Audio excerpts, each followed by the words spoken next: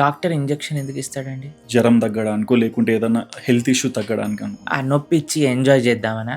లేదు. దేవుడు కూడా అలా మనకి పగేం లేదు కదండి డాక్టర్కి లేదు. ఇంజెక్షన్ ఇచ్చినప్పుడు. లేదు. పగేం లేదు కదండి డాక్టర్కి ఏదన్నా ఆపరేషన్ చేయడానికి కోసినప్పుడు.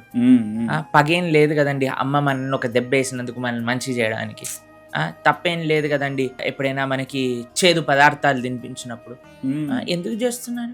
ఎందుకు ఆ దెబ్బ వేయాలి? ఎందుకు ఇంజెక్షన్ ఇవ్వాలి? ఎందుకు చేదు పదార్థాలు తినిపించాలి? అంటే ultimately it is for hour good.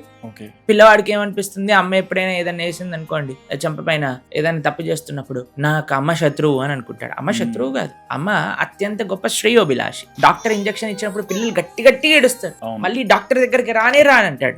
కానీ డాక్టర్ ఎందుకు ఇస్తున్నాడు? నీకోసమే ఇస్తున్నాడు.